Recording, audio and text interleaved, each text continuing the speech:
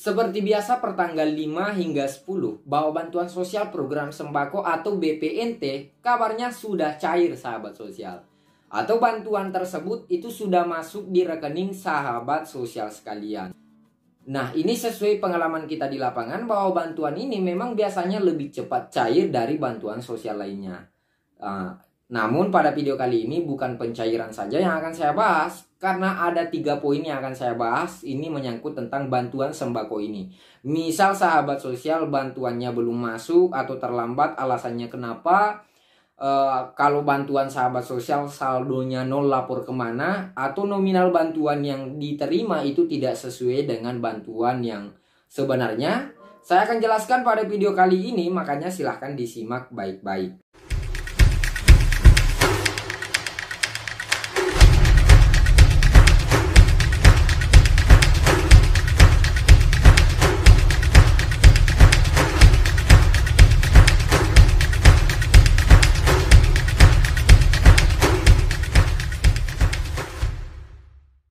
Seperti biasa, sebelum kita lanjut videonya, untuk kamu yang baru gabung, saya ucapkan selamat datang pada channel ini. Karena channel ini sudah membahas tentang bantuan sosial pemerintah mulai dari A sampai Z, seperti PKH, BPNT, KIS, KIP, hingga KIP kuliah. Itu sudah kita bahas lengkap pada channel ini. Makanya silahkan subscribe. Bagi kalian yang belum subscribe, tinggalkan jejak seperti komentar atau like kalau kalian suka informasi ini. Dan agar informasi ini bisa bermanfaat kepada banyak orang, silahkan di-share untuk berbagi informasi. Oke sahabat sosial, seperti yang saya sampaikan tadi, ada 3 poin yang ingin saya bahas pada video kali ini. Yang pertama ini tentang alasan kenapa bantuan sosial sembako itu sering terlambat disalurkan e-warung atau agen bank, padahal bantuan sahabat sosial itu sudah masuk di kartu KKS-nya atau sudah masuk di rekening sahabat sosial. Nah, sesuai informasi dari beberapa e-warung di lapangan, karena ini sesuai masalah yang ada di lapangan, bahwa selama ini katanya para agen atau e-warung itu ada keterbatasan untuk melakukan pencairan lebih cepat. Alasannya karena adanya supplier atau pihak yang ditunjuk menjadi penyuplai barang ke agen. Jadi kata agen ini katanya ya, mereka tidak dibiarkan atau dibebaskan membeli barang atau sembako selain ke supplier, dan ini biasanya menunggu lama, sehingga alasan tersebut membuat para agen atau e-warung untuk menyalurkan bantuan sosial program sembako ini itu sedikit terlambat dari jadwal biasanya. Padahal katanya ya, kalau agen atau e-warung dibebaskan belanja di pasar, mereka bisa menyelesaikan jadwal dan harga pasar apabila dibebaskan. Ini juga bisa mengantisipasi katanya kerugian para agen atau e-warung, sehingga bantuan itu bisa sesuai dengan nominal. Nah, tapi untuk masalah ini silahkan ditanyakan ke e-warung sahabat sosial, apa benar masalahnya demikian? Kalau benar, kita harap kebijakan adanya supplier ini bisa ditinjau kembali atau pihak yang berwenang bisa mengevaluasi hal tersebut. Karena kejadian ini menjadi keluhan banyak e-warung di daerah. Silahkan ditanyakan ke e-warung masing-masing. Demi menghindari adanya ketersinggungan kepada beberapa pihak, saya tidak terlalu ingin membahas banyak masalah ini.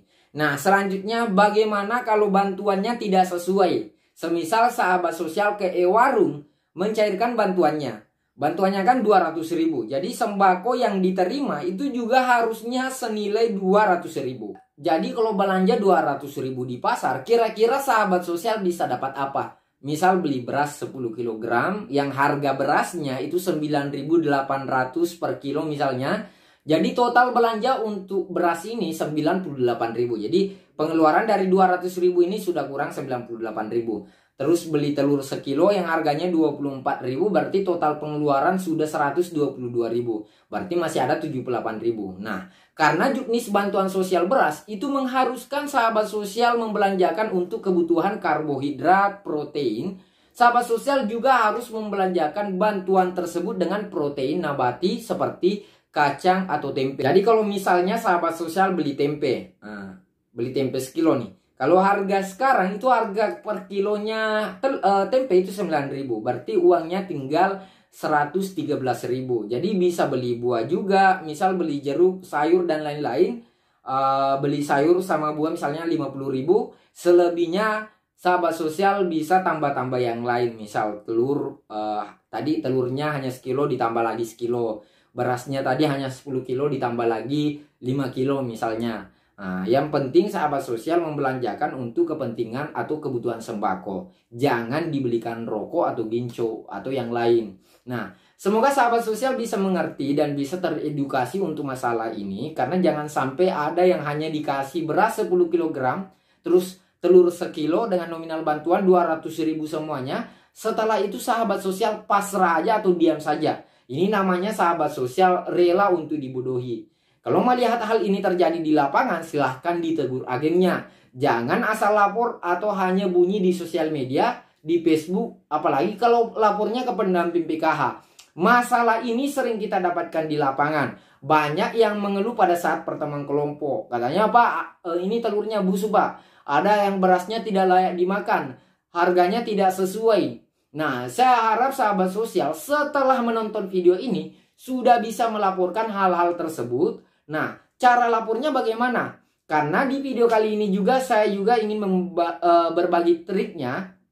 Karena kebetulan sahabat sosial yang mengalami saldo nol itu juga ada dan belum tahu cara melaporkan. Ya, tapi sebelum itu saya ingin memastikan sahabat sosial untuk mengklik tombol like-nya apabila menyukai informasi ini. Kalau tidak, silahkan diklik tombol like ke bawah untuk saya tahu apakah sahabat sosial tidak suka informasi ini. Nah, sekarang saya ingin membahas masalah bantuan saldo nol atau misalnya dapat masalah seperti yang saya bahas tadi. Seperti di bulan Februari kemarin, banyak dari sahabat sosial yang mengalami saldo nol atau bantuannya tidak masuk atau tidak cair. Untuk masalah ini sebenarnya sudah saya bahas pada video ini, di mana memang data-data para penerimanya itu sedang dievaluasi di Kementerian Sosial. Ini untuk menghindari ketidak tepat sasarannya bantuan sosial pemerintah. Namun, bagaimana nasib sahabat sosial yang memang masih layak untuk menerima bantuan tersebut? Tapi datanya juga ikut terhapus. Sahabat sosial bisa lapor kemana? Nah, laporan-laporan sahabat sosial ini banyak sekali yang bertebaran di sosial media. Ada yang di Facebook, ada yang di komentar YouTube, bahkan ada juga yang sampai menelpon.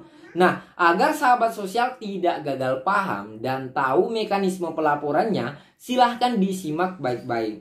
Jadi untuk melaporkan apabila di lapangan mendapatkan masalah ini, sahabat sosial bisa melaporkan ke petugas sosial di lapangan, yaitu para petugas TKSK yang memang sudah ditugaskan di setiap kecamatan masing-masing. Nah, untuk mendapatkan petugas ini, sahabat sosial bisa bertanya langsung ke agen-agen atau e-warung. Karena biasanya para agen atau e-warung ini sering berkoordinasi dengan petugas TKSK. Atau sahabat sosial bisa meminta ke petugas atau pemerintah desa apabila mendapatkan masalah dengan bantuan sosial sembako ini. Kalau misalnya sahabat sosial bisa mengakses dinas sosial setempat atau misalnya daerahnya mungkin lebih dekat dari dinas sosial, silahkan ke dinas sosial dan mencari petugas TKSK. Ingat, petugas TKSK, bukan pendamping PKH. Jadi saya ingatkan kembali bahwa bantuan sembako ini itu punya petugas sendiri. Ini agar aduan-aduan atau masalah sahabat sosial terkait masalah bansos sembako bisa teratasi secepatnya. Nanti kalau misalnya sudah lapor namun tidak ada respon sama sekali, nah sahabat sosial bisa melaporkan hal tersebut ke situs ini atau melakukan pengaduan melalui nomor ini. Nah, mungkin nanti saya berikan tutorialnya itu, tapi mungkin video selanjutnya.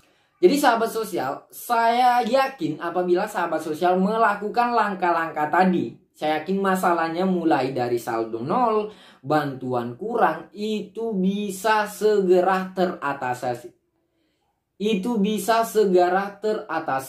Sebagai komitmen kita dari awal bahwa channel ini saya buat agar masalah sahabat sosial bisa segera teratasi terkait tentang bantuan sosial. Karena banyaknya laporan-laporan atau aduan masalah bantuan sosial yang belum banyak dari sahabat sosial belum tahu cara pelaporannya. Padahal tempat pengaduan masalah ini itu sudah disediakan pemerintah. Bagi sahabat sosial yang tidak suka atau keberatan dengan video ini, silahkan DM saya di Instagram saya di sini. Linknya saya siapkan di kolom deskripsi. Oke sahabat sosial, saya simpulkan kembali. Kenapa bantuan kamu lambat dicairkan itu bukan karena e-warung, tapi itu karena adanya supplier yang lambat menyalurkan barang ke agen setempat. Selanjutnya, bantuan sahabat sosial itu nilainya 200.000. Kalau kurang silahkan tegur agennya. Kalau agennya nakal dan tidak mau ditegur, silahkan lapor ke petugas TKSK. Kalau petugas TKSK-nya mengabaikan sahabat sosial bisa lapor di link ini atau WhatsApp ke nomor ini. Nah, oke, sampai jumpa di next video. Terima kasih atas perhatiannya. Jangan lupa klik video saya yang ini juga. Assalamualaikum.